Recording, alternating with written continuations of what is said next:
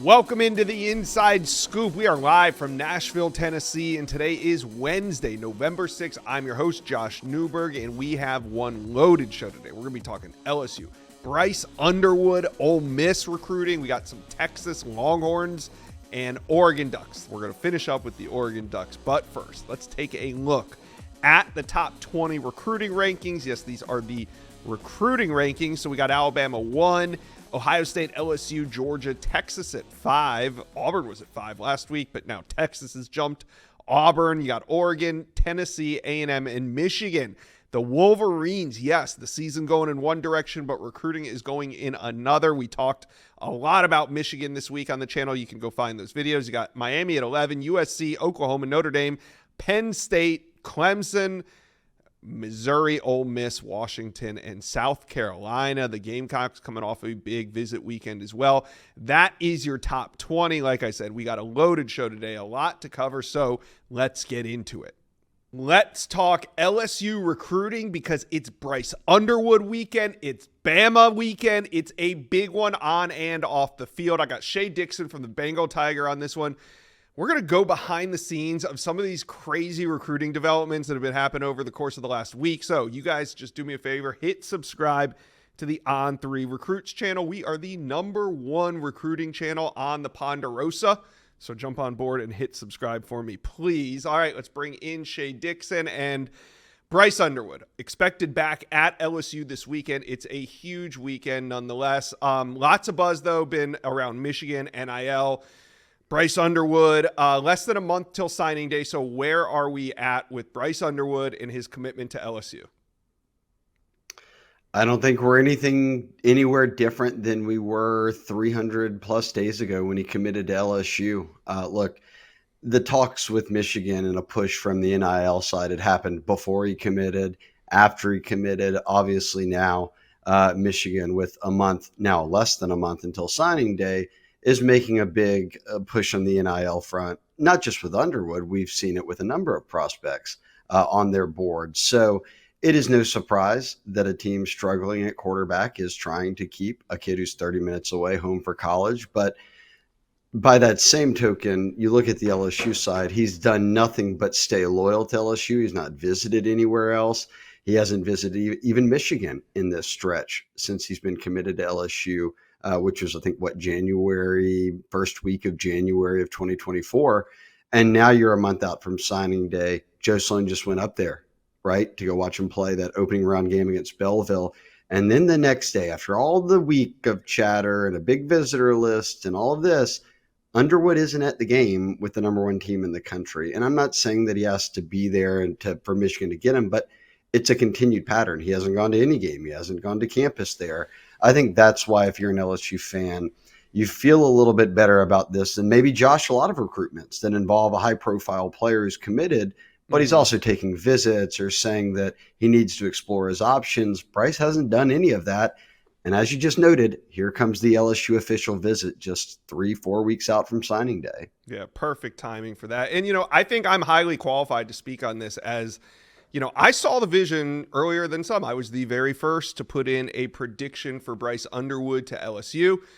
And my conviction on that has not wavered at all. He's the #1 recruit in the nation. He's the #1 quarterback in the country. What did you think was going to happen with his recruitment? Did you think it was just going to be a walk in the park to National Signing Day? I mean, come on. But, on this channel, I like to hear both sides. I like to hear what Michigan has to say. So we've had E.J. Holland on saying his part. We've had you on a couple times to hear the LSU side of things. So I think it's great just to see and hear what both sides are saying, what both sides are thinking throughout this. But I never once thought that this was just going to be, Bryce Underwood's going to commit he committed in January, and we're just not going to hear any rumors or anything going on all the way to signing day. So with that being said, can LSU come out of this weekend and get Bryce Underwood to shut it all down? I know he doesn't say much. I know he doesn't have to really say a whole lot to do that, but do you think that's the goal for this weekend, and do you think it's possible? I think the goal for the weekend is for LSU to make sure that behind closed doors, however you want to call it, that the family and LSU and Bryce, everyone is on the same page. Everyone is set up for December signing day on the 4th. and everything's set up for him to enroll at LSU in January, which has Mm-hmm. been the plan all along. So you're ironing out all of those final details this weekend. Now, Josh, does he come out and say I'm 100% locked in? I think he's done that largely with his actions when he has been interviewed. He has said nothing but positive things for LSU Yeah, and he hasn't has. mentioned other schools. But I'll flip it. In the NIL era, I don't know if a number one prospect is going to say very often late in the game where he stands, given he's already committed. If his actions are kind of where he stands, then let everything else play out, given, again, that this is the NIL era. If he comes out and just says, I'm done, what does that do for any sort of kind of leverage on his end? Not that I think he's trying to raise the price. I'm speaking in general here of what we might just see from number one prospects. Yeah. All right, let's move from one mega recruitment to another. Jakeem Stewart, the defensive lineman from the state of Louisiana, he came out and kind of said that Oregon and Ohio State were maybe the two top teams in his recruitment.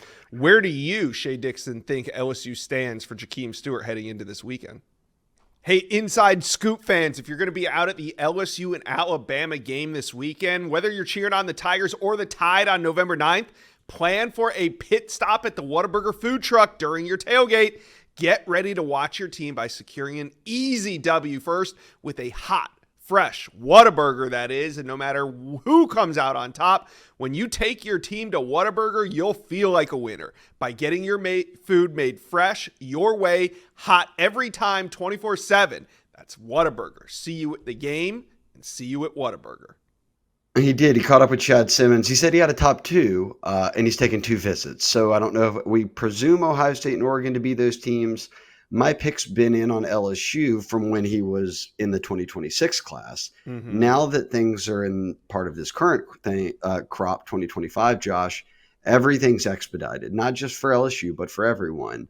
This will be the first time that he visits LSU where he's talking over everything that comes with getting ready to sign, being at the school and what he wants to be January, being the NIL, the education side, everything that's going to be discussed on an OV and some, because you haven't had the summer and everything else, knowing for sure that he was going to reclassify. Now that he doesn't have a year and a month, he's got a month. I think that LSU doesn't sit in any real different spot than they did previously. They've still hosted him more than anyone. And for me, the key to this one, if LSU wins out, is Frank Wilson. I think that Sure. Bo Davis, your D-line coach, is a vet.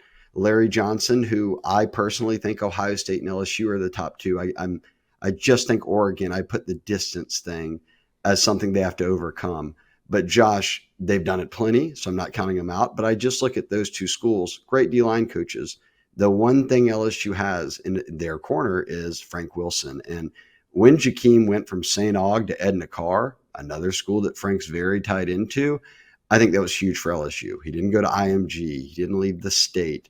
Now they've had him in Louisiana and are able to close this out. I think it still sets up well. I'm still have LSU as the team out front.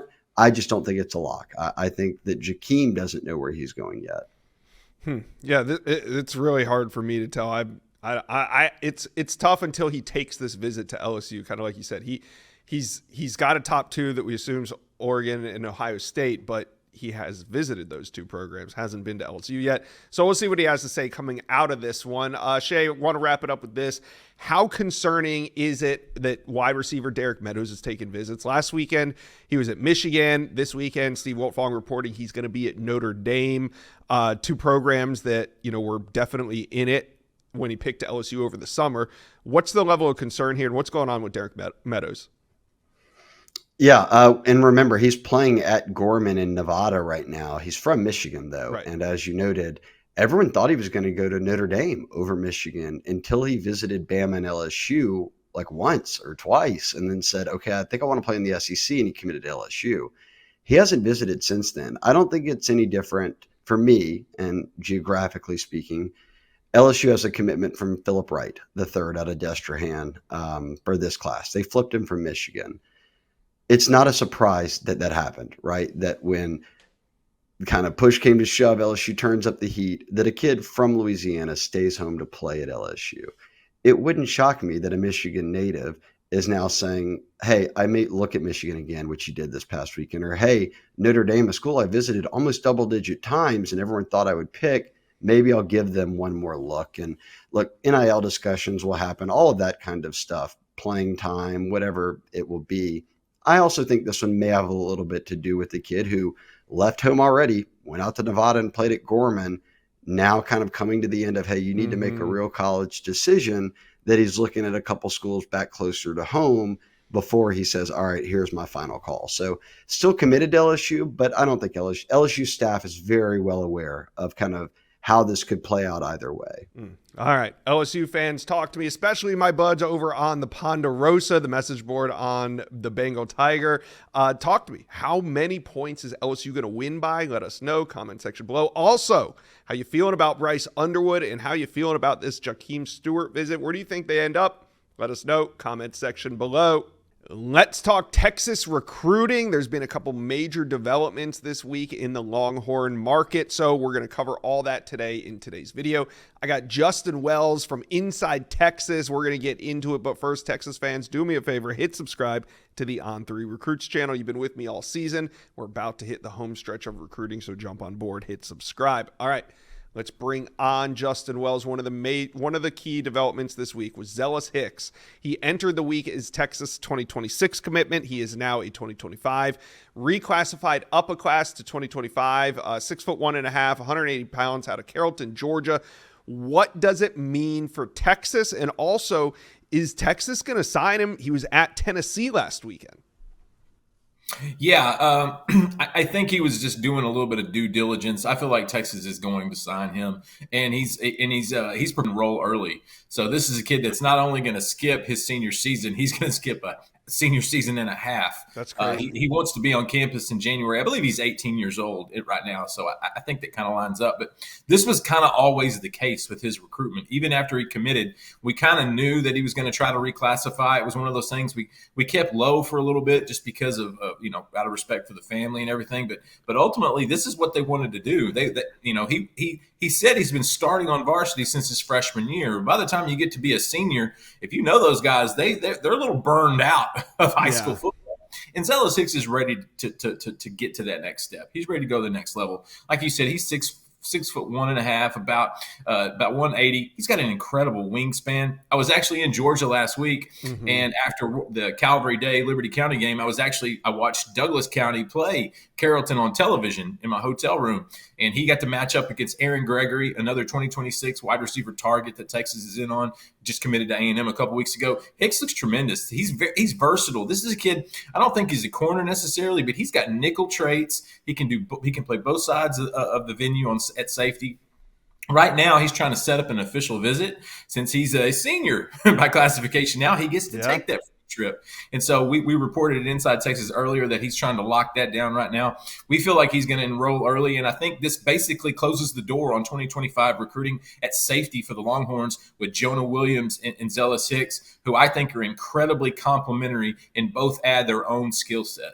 Okay, now you said it shuts down safety recruiting, but not in the entire defensive backfield. There's a couple targets still on the board, and I want to know, is Texas going to finish big? I'm looking at Dorian Brew, Kobe Sellers, Devin Sanchez, and Grayson Littleton, who's fresh off that decommitment from Clemson.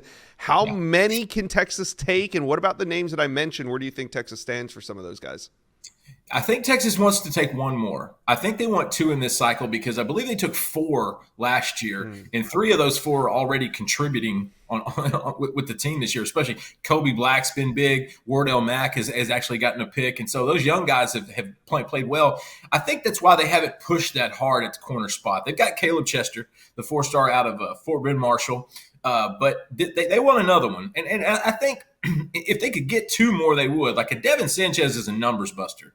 I don't care how many corners you have in your class. If he wants to play for your school, you make room. And so Devin Sanchez is the first. That's the top of this list, in my opinion. That's probably the hardest one that would actually have to happen. He's been, locked in Ohio State for the longest. And so, but he continues to connect with Texas on a regular basis, and Sark continues to build that relationship out. So we got a month to see how that turns out.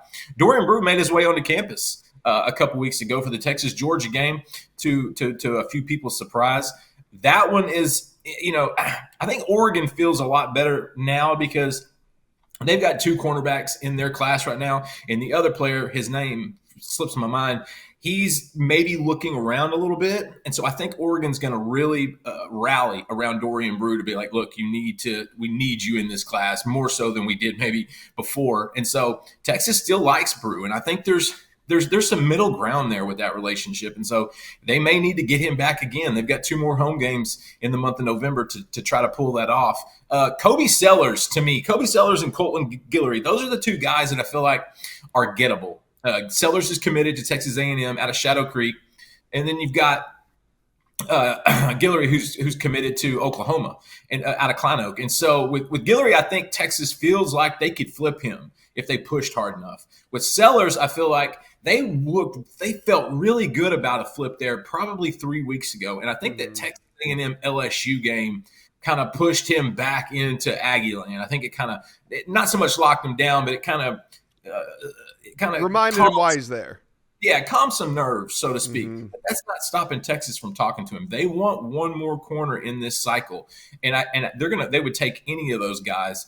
I think right now Devin Sanchez is going to be the hard one. I think Dorian Brew would be as tough as well. But hey, they've got a month left. If you see Colton Guillory on campus, don't be surprised because I think Texas can pull that one out of the hat. And Kobe Sellers, they're not going to stop. Kobe Sellers, there was a corner back in the late 2000s named Dion Beasley. They are an analog for each other. They are very, very similar, and they're going to continue to push with Sellers. He was one of my favorite recruits coming out in this whole process. Unbelievable kid, really good family, great personality. Cornerback recruiting is going to be a fun thing to cover at On3 and Inside Texas in the next month. Yeah, I didn't say it was going to be easy to finish big. I mean, these are the big recruitments where Texas might as well just take a big old swing, see what happens. Maybe they can hit a home run. The other position of major need that Texas probably needs to finish up with is defensive line. So let's wrap it up there. You got big names on the board. You got Kevin Wynn. You got Justice Terry. You got Joseph Mbachu, who is now trending to Auburn. He didn't make a commitment coming out of last weekend, but he has been picking up some predictions in that direction. So how do you see this position group finishing up?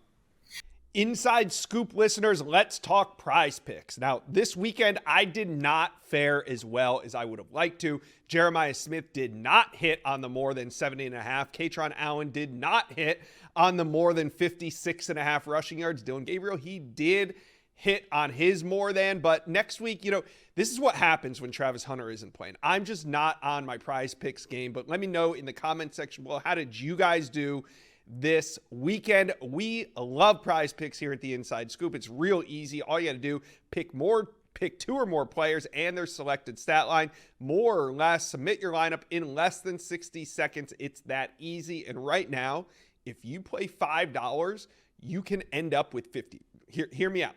All you got to do, place a bet for $5. When you're done, whether you win or lose that bet, Prize Picks is going to put $50 in your account. It's easy. It's fun. A great way to play daily fantasy while you watch your favorite college football team. Let me know your lineup. I got to think about mine. I know I'm going to have Travis Hunter and Shador in my lineup, but you guys let me know who you're playing. Comment section below. Now, here's what we got to do. Go to prizepicks.com/inside scoop and use promo code inside scoop to receive a guaranteed 50 when you play that $5 in your lineup.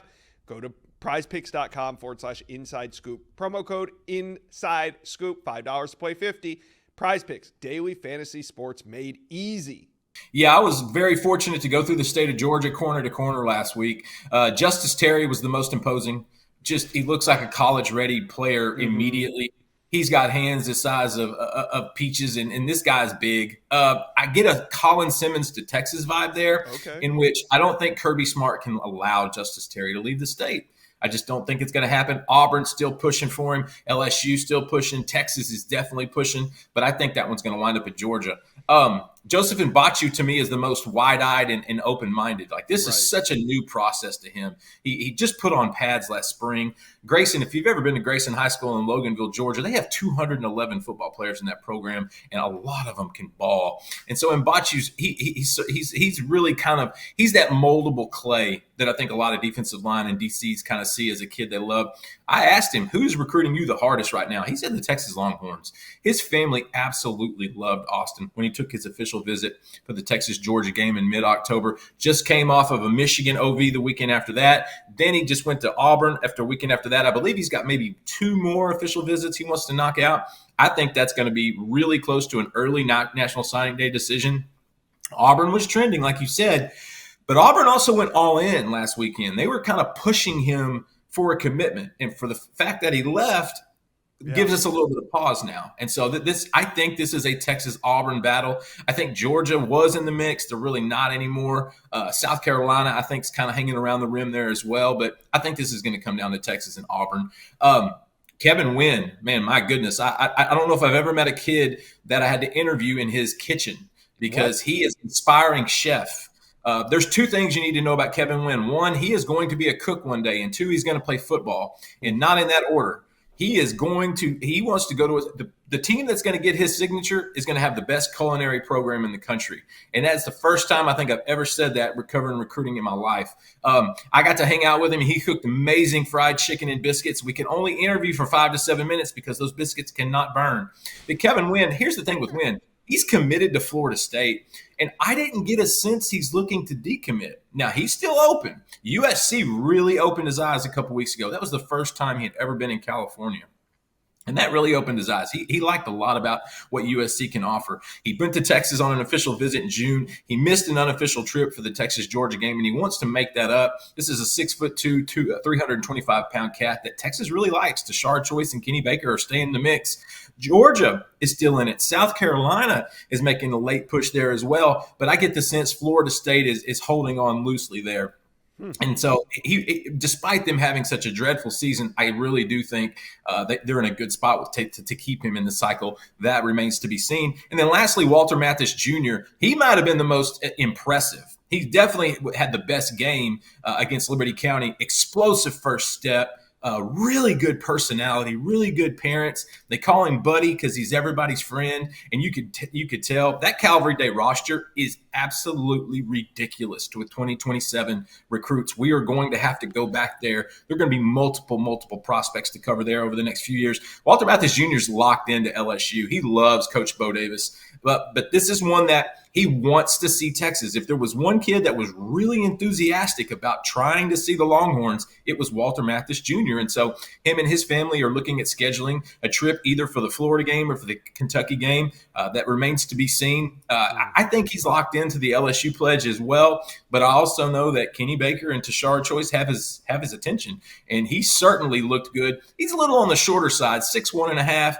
Probably about 280, 290, but again, unblockable, just absolutely incredible football game. And so out of those defensive linemen, Texas has 2 in the mix, Josiah Sharma and Myron Charles. They want 2 more.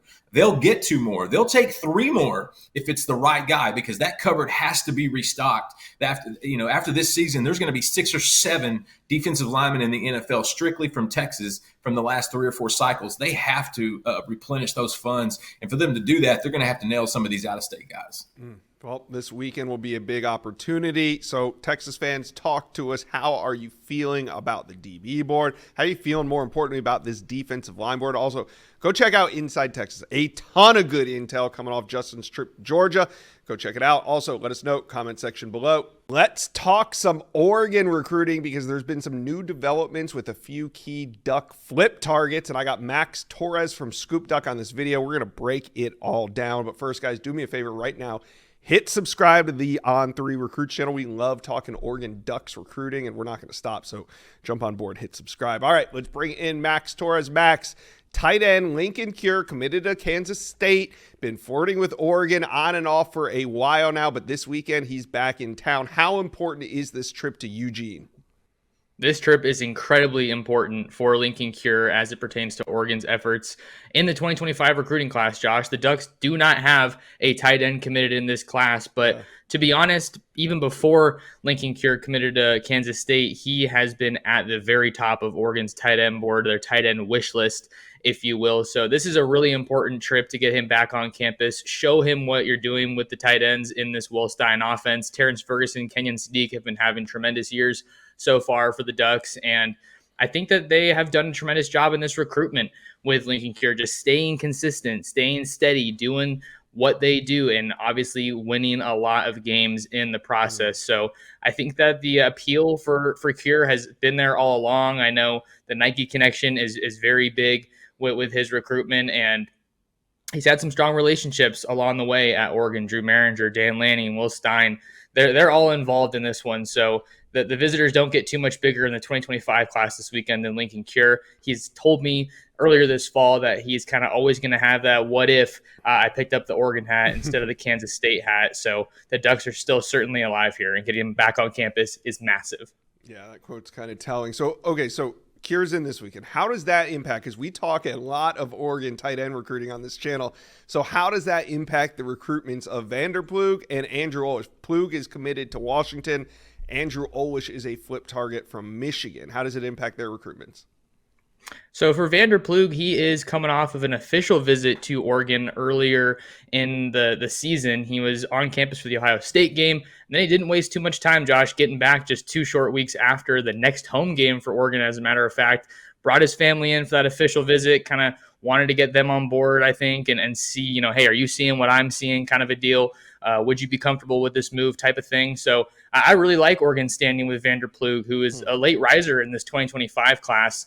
Dating back to the spring, Oregon had their eyes on him. So he's a tremendous player. I was at his game last week for Troy as they won their league for the first time in 20 years, and Vander Plug played a big part of that. So I don't think that this Lincoln Cure visit necessarily affects too many things with Vander Plug. I have my prediction on him to land at Oregon when it comes time to sign. But Andrew Olish is kind of a wild card, in my opinion, when we're looking at this 2025 class, because Oregon hasn't really been viewed as a serious threat in this recruitment for the Michigan tight end commit, but they got him on campus on an unofficial, and things went well enough that they're going to get him back on campus for an official visit before it comes time to sign. But the Ducks are battling Penn State there, who obviously have distance on their side with Olesh being a Pennsylvania native. So Oregon's going to do all they can to put themselves in a great spot for all of them. But in my opinion, I think if they can have their way, it'd be Vander Plug and Lincoln Cure. Yeah. All right. Well, we're going to see what happens at that position, because it went from 0 to it could be a full boat of elite tight ends. We'll see when signing day rolls around. Now, another big recruitment I want to talk about is Jakeem Stewart. Yeah, he's not on campus this weekend. It seems like he's on campus every other weekend, though. And his decision's coming about a month from now. So what do the Ducks need to do between now and the early signing day to sign Stewart? It's a great question, Josh. And I don't think it's all that complicated.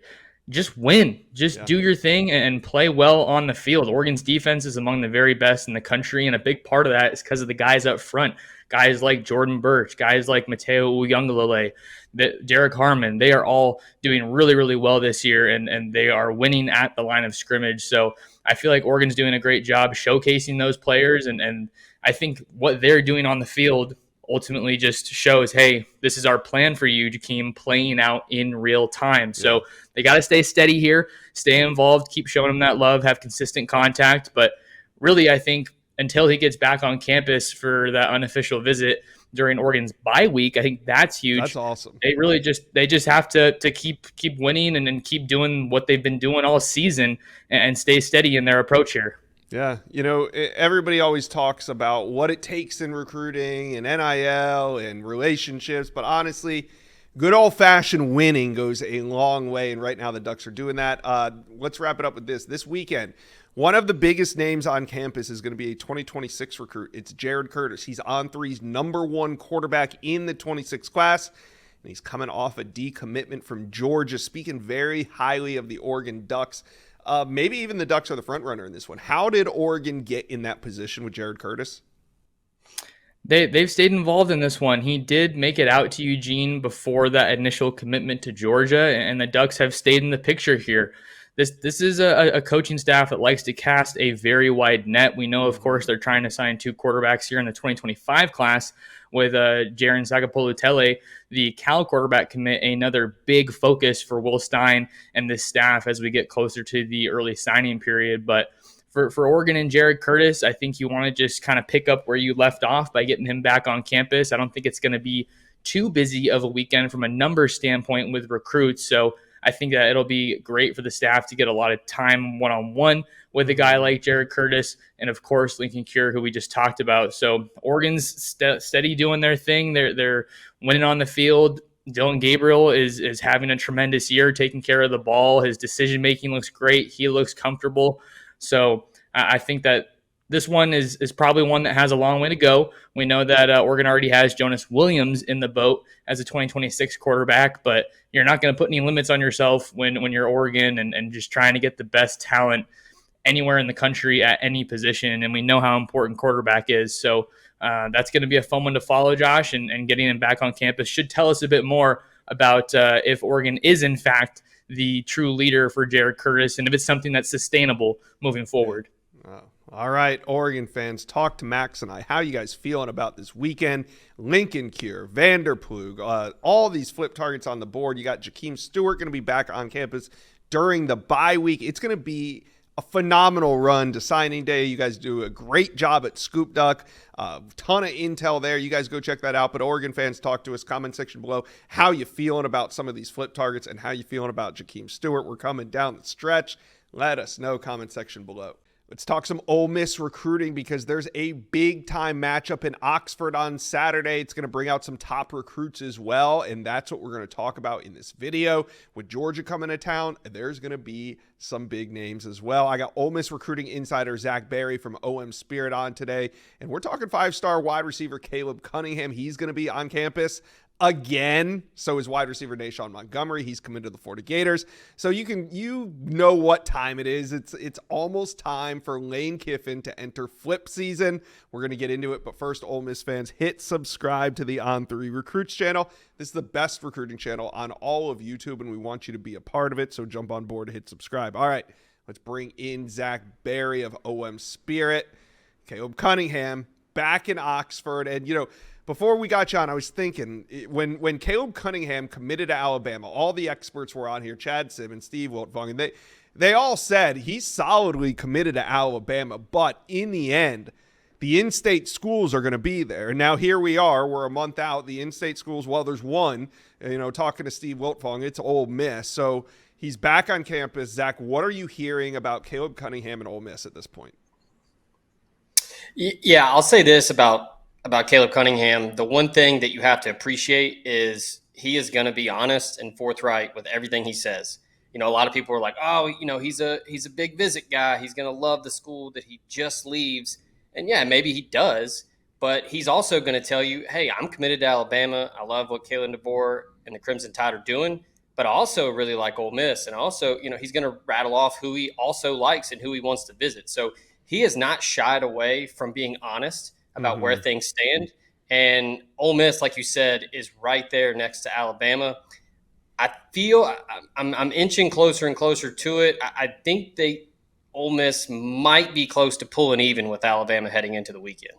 Any chance coming out of the weekend we hear anything on his recruitment, or do you think this goes to signing day? I mean, we're less than a month away, so does this go to signing day where he makes one of those quote-unquote final decisions? I think it'll go to signing day. He'll certainly talk. I mean, the kid's great. He's a hell of an interview. I mean, Chad, Steve, he talks to me, he talks to everybody. I mean, you love that as doing what I do. So he's going to talk, and he's going to give you his honest opinion about what he saw on the field, off the field, all of that. The one caveat about Cunningham is, if you don't know, he's a hell of a basketball player. Mm-hmm. So he is keen on playing his final year of high school basketball as well, because Choctaw County's pretty damn good because they've got Caleb Cunningham on the team. So that could throw a wrench in the timeline, but things can change. He might decide to do something different, but I think this is going to go down to signing day because this could be kind of an old school recruiting battle where he's torn between two offenses, two coaching staffs, two schemes that he fits very well into, and it's going to be a tough decision for him. All right, another big-time wide receiver on campus. That's Nashawn Montgomery. He's out of the South Florida area, committed to the Florida Gators, obviously with Billy Napier potentially on the hot seat as the season wears on. He's taken some visits. So what do you make of Montgomery being on campus this weekend, and where do things stand between him and Ole Miss? Yeah, he's been pretty quiet since committing to the Gators. And then obviously as the season has been going, Florida's been pretty up and down. They've had some injuries, had some bright spots. They've had some games where they've looked good. But I had a source tell me that Montgomery might be doing a little bit of a contingency plan tour if the staff were to not be there next season. But yeah, I'm going to get a feel for Montgomery this weekend. Like I said, he hasn't talked much, but I think he is also going to get a feel for the Ole Miss staff and to kind of see how game day is, what the staff is saying to him, how the players interact, and trying to get a feel for that culture.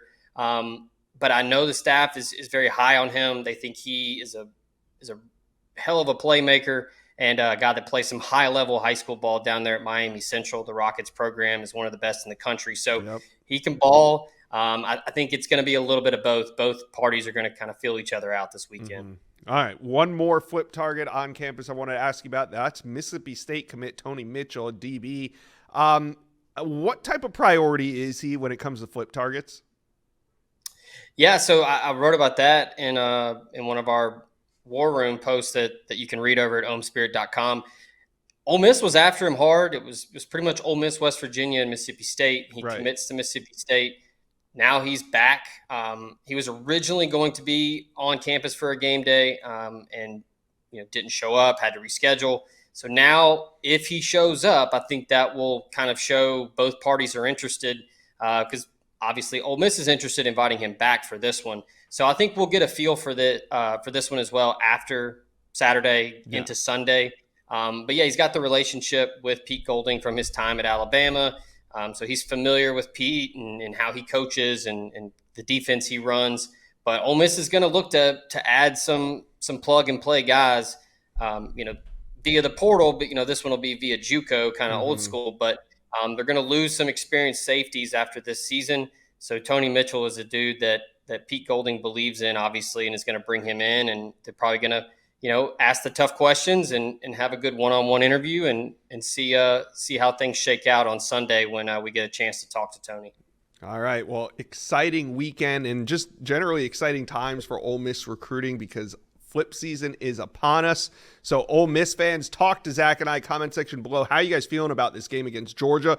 What's your score prediction? Also, flip season is here. Who's your biggest target on the board? Let us know. Comment section below.